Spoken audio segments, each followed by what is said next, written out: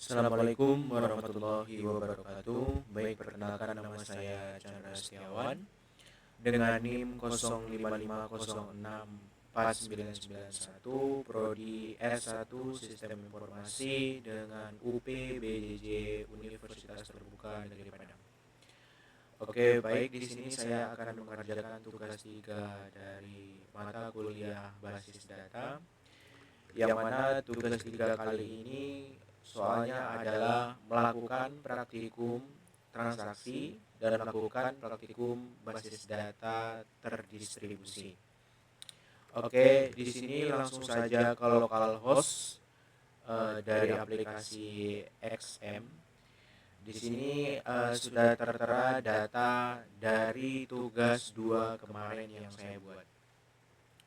Dari data ini langsung saja kita akan masuk ke menu rutin.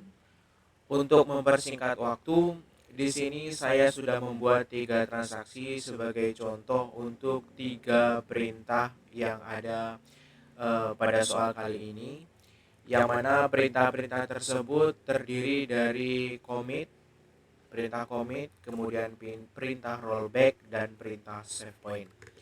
Pertama, kita langsung ke perintah commit, yang mana perintah commit sudah saya buatkan di sini codingnya. Ada perintah commit di sini, yang mana saya akan menjelaskan terlebih dahulu apa itu perintah commit. Perintah commit itu adalah perintah yang digunakan untuk menyimpan secara permanen semua perubahan data, dari perubahan insert maupun update maupun perubahan delete yang terjadi selama transaksi. Kemudian transaksi di perintah commit ini, semua perubahan yang ditulis itu ke database itu permanen.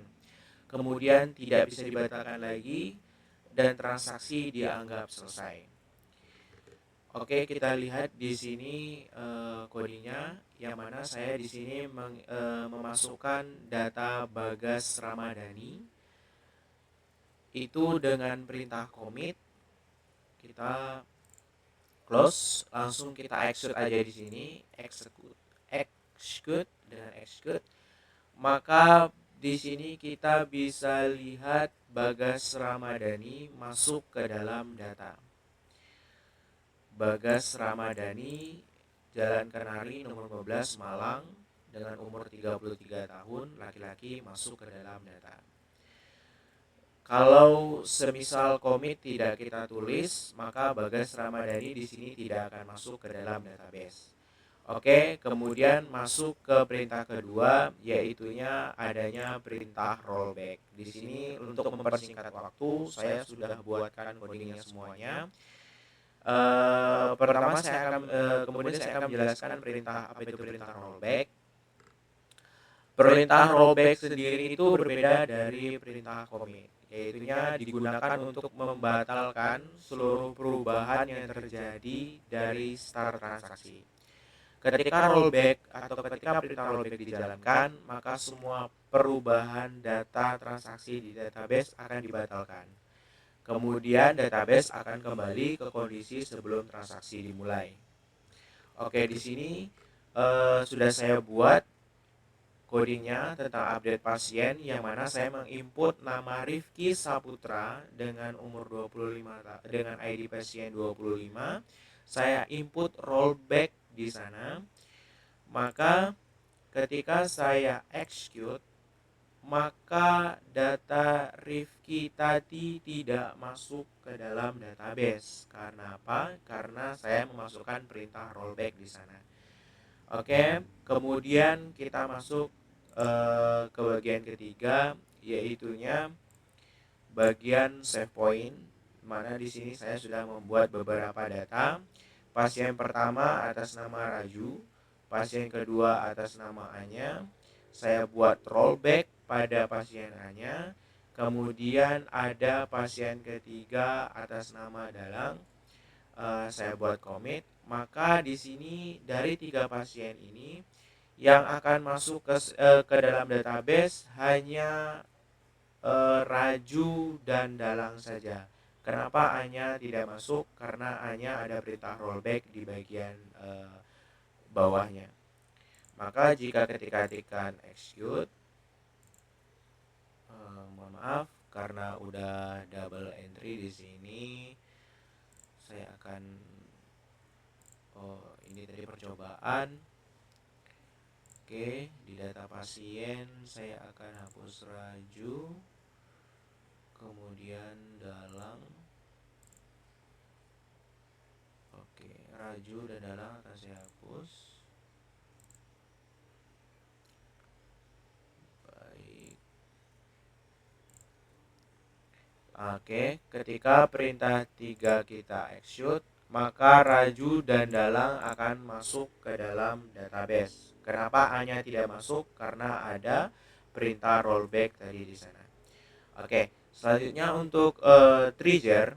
Untuk trigger di sini kita akan masuk ke bagian rumah sakit.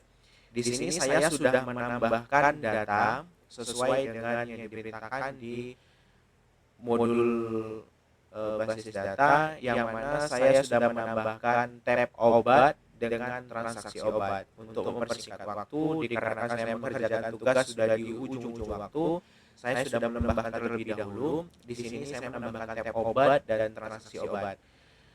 Dan di bagian desainer saya juga membuat relationship-nya transaksi obat dan obat.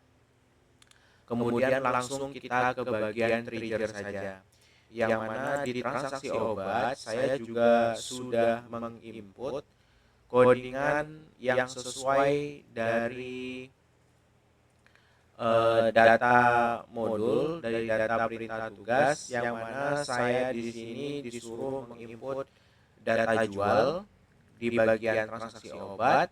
Kemudian kita juga bisa langsung bertransaksi. Di sini di transaksi obat kita buat triggernya. Di sini saya sudah menginput TG jual seperti yang diinstruksikan dengan kode yang ada, seperti yang diinstruksikan di modul basis data. Ini sudah saya buat. Kemudian langsung kita bisa membuat di transaksi obat ini adalah penjualan obat. Contohnya pada transaksi ini saya buat editasinya juga, yang mana Angga Nugroho akan membeli obat. Obatnya dia akan membeli obat ID obat nomor 2, di mana ID obat nomor 2 di sini adalah amoxicillin. Kita contohkan dia membeli amoxicillin yang seharga 15.000 yang memiliki stok 20. Maka di transaksi obat ini kita akan memasukkan transaksi 2, yang mana Arga Nugroho akan membeli amoxicillin sejumlah, kita contohkan saja dia beli 5 amoxicillin dengan harga 15.000, jadi totalnya 15.000 kali 5 60, 75.000. Kita klik go. Di bagian daftar obat kita cek stoknya tinggal 15. Maka coding kita dari basis data ini, perubahan data yang kita input untuk tugas 3 ini sudah berhasil. Dan di sini stok obat dari 20 berkurang jadi 15 karena dibeli oleh pasien tadi sebanyak 5. Baiklah, demikian saja tugas 3 basis data yang dapat saya sampaikan. Lebih dan kurangnya saya mohon maaf. Terima kasih atas perhatiannya. Assalamualaikum warahmatullahi wabarakatuh.